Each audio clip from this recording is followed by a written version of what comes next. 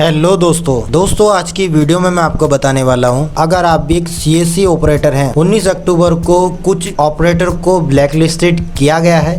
क्यों ब्लैकलिस्ट किया गया है इसके बारे में आगे वीडियो में आपको मैं जानकारी बताऊंगा। और जो ऑपरेटर ब्लैकलिस्ट हो चुके हैं उनको क्या गलतियां नहीं करनी है, क्योंकि वे जाने अनजाने में गाइडलाइन का उल्लंघन कर सकते हैं। और दूसरी बात, जो अभी ब्लैकलिस्ट हुए नहीं है या जो ये जानना चाहते हैं कि मैं अभी ब्लैकलिस्ट हुआ हूँ या नहीं हुआ हूँ, क्या उनका आईडी का स्टेटस है, यही सब जानकारी आज की वीडियो में आपको देने वाला हूँ। दोस्तों इसका लिंक मैं आपको डिस्क्रिप्शन में दे दूंगा, आप वहाँ पर भी क्लिक करके डायरेक्ट इस वेबसाइट पे आ सकते हैं। यहाँ पर आने के बाद आपको क्या करना है, आपको फॉरगॉट पासवर्ड करना है। यदि आपका सक्सेसफुली फॉरगॉट पासवर्ड हो जाता है तो इसका मतलब आपका क्रेडेंशियल अभी ब्लैकलिस्ट नहीं हुआ है। अगर आपका क्रेडेंशियल ब्लैकलिस्ट हो चुका है तो वहाँ पे फॉरगॉट पासवर्ड नहीं आएगा। वो एक ब्लैकलिस्टेड वीएलई है जिनका मैं आपको दिखाऊंगा उनका क्या इशू आ रहा है, उनका फॉरगॉट नहीं हो पा रहा है। दोस्तों ये राइट हैंड पे जो लॉगिन का आइकन दिया हुआ है, जहाँ पे मेरा माउस कर्सर है, आपको इस लॉगिन पे क्लिक कर देना है। जैसे आपने लॉगिन पे क्लिक किया उसके बाद आपके सामने कुछ इस तरीके के ऑप्शन देखने को मिल जाएंगे।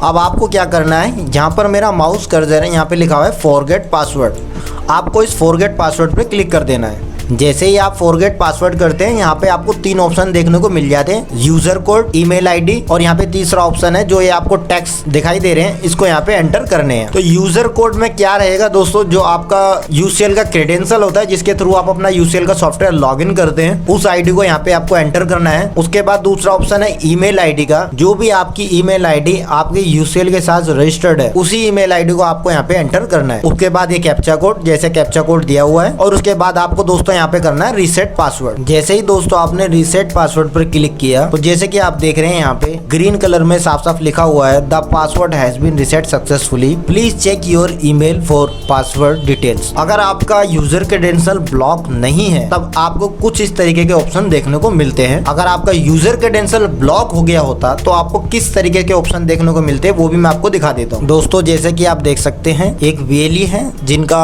यूजर क्रेडेंशियल यूआईडीआई की तरफ से ब्लैकलिस्ट हो गया है। जैसे इनका पासवर्ड को फॉरगेट किया जाता है यहाँ पे एरर देखने को मिलता है, password could not be reset, UIDAI के सर्वर से इनके यूजर क्रेडेंशियल को ब्लैकलिस्ट किया गया है। दोस्तों ये जून की लिस्ट है जिसमें डॉक्यूमेंटेशन एरर की वजह से वीएलई को ब्लैकलिस्ट यूआईडीआई द्वारा किया गया है। अगर आप भी जानना चाहते हैं कि आपका नाम इस लिस्ट में है या नहीं है, आप कमेंट बॉक्स में अपना नाम व अपने राज्य का नाम मुझे टाइप करके भेज सकते हैं, तो मैं आपको इस लिस्ट में आपका नाम देख के बता दूं। फॉर एग्जाम्पल के लिए मैं आपको दिल्ली के कुछ ब्लैकलिस्टेड वीएलई की लिस्ट दिखा रहा हूं जिनको डॉक्यूमेंटेशन एरर की वजह से 1 ईयर के लिए यूआईडीआई द्वारा सस्पेंड किया गया है। अब आपको ऐसे में गलती क्या नहीं करनी है दोस्तों, जो सीएससी वीएलई डीओई 1 के अंतर्गत सस्पेंड हुए हैं तो उनको सीएससी की द्वारा ब्लैकलिस्ट नहीं किया गया है। आप जो डॉक्यूमेंट अपलोड करते हैं, कोई कस्टमर आपके सेंटर पे आता है, बर्थ सर्टिफिकेट लेके आता है, कोई पैन कार्ड लेके आता है डेट ऑफ बर्थ चेंज कराने के लिए, या कोई अदर डॉक्यूमेंट लेके आता है, ऐसे में जो जिम्मेदारी बनती है डॉक्यूमेंट की ओरिजिनलिटी वेरीफाई करने की, आपको वो डॉक्यूमेंटेशन सर्वर के साथ मैच करके देख लेने। जैसे कि उदाहरण के लिए कोई आपके पास पहचान पत्र लेके आया, उस डॉक्यूमेंट की ओरिजिनलिटी को वेरीफाई करना आपकी ड्यूटी है, क्योंकि सिटीजन बोलेगा सर मैंने तो आज तक डेट ऑफ बर्थ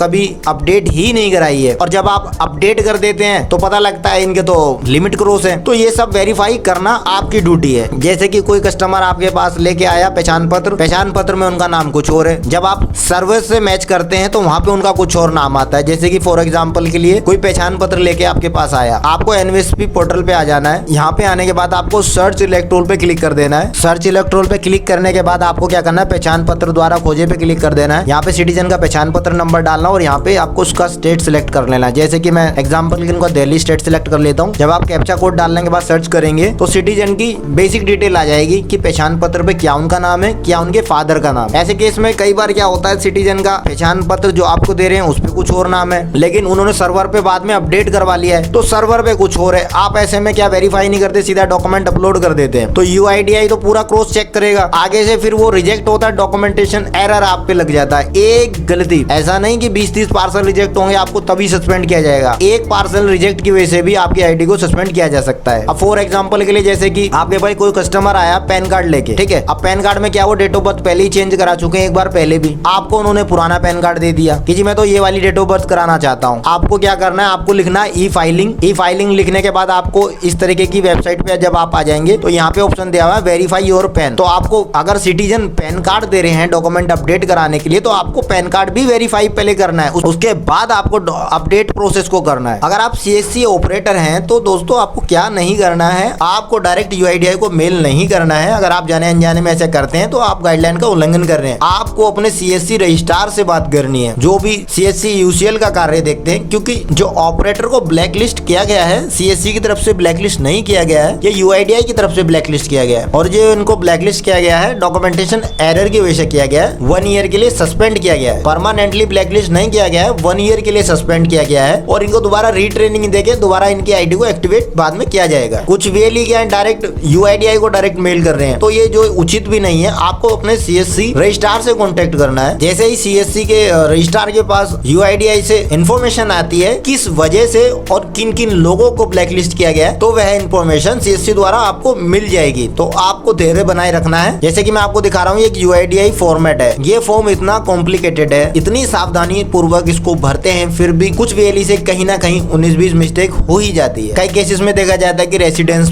यहाँ पे चेक है, यहाँ पे क्या कराना है, न्यू एनरोलमेंट है या अपडेट है, यहाँ पे चेक करना भूल जाते हैं, कभी कभी डेट डालना भूल जाते हैं। ऐसे में क्या आप डायरेक्ट सर्वर पे अपलोड कर देते हैं इस डॉक्यूमेंट को, इस कारण से भी डॉक्यूमेंट एरर आ जाता है, जिस कारण से आपकी आईडी को ब्लैकलिस्ट किया जा सकता है। तो आपको छोटी छोटी सावधानियां बरतनी है। जैसे कि यह वाला पोर्शन तो आपने भर दिया, अब नीचे वाला तो वेरीफाई भरेंगे। वेरीफायर द्वारा जब ये फॉर्म भरा जाता है, आप सीएससी ऑपरेटर हैं तो आपको ये फॉर्म तसल्ली पूर्वक चेक करना है। आपको देखना है ये चेक बॉक्स क्लिक किए गए हैं या नहीं किए गए हैं। अगर नहीं किए गए वेरीफाई द्वारा तो आपको क्लिक कर लेना है। वेरीफायर जो है ये एमपी है, एमएलए है, गेजेट ऑफिसर है, विलेज पंचायत है, जिस भी वेरीफायर से आपने इस फॉर्म को सर्टिफाइड कराया है उसके सामने आपको क्लिक भी करना है। और आपको ये देखना है कि भाई प्रॉपर मोहर लगी है, मोहर ऐसा तो नहीं है मोहर हल्की लगी है। मोहर कभी कभी क्या इंक खत्म हो जाती है, मार दी स्टैम्प हल्की आती है, जब आप स्कैनिंग में अपलोड करते हैं तो वहाँ पे प्रॉपर नहीं जाता डॉक्यूमेंट। तो ये चीज वेरीफाई कर लेना है। सर्टिफाइड ने जो स्टाम्प मार के दी है उसके ऊपर क्रॉस सिग्नेचर है या नहीं है, रेजिडेंस ने अपना सिग्नेचर किया है या नहीं किया है। तो ये फॉर्म जब आप लगाते हैं तो आपको सावधानी पूर्वक इस फॉर्म को फिलअप करना है प्रॉपर तरीके से, तभी आप इस फॉर्म को लगाइए। नहीं तो आप सिटीजन को बोलिए आपको एड्रेस कराना, अपना पहचान पत्र दीजिए, पहचान पत्र ना तो ड्राइविंग लाइसेंस दे दीजिए, पासपोर्ट, बिजली बिल, पानी बिल, टेलीफोन बिल,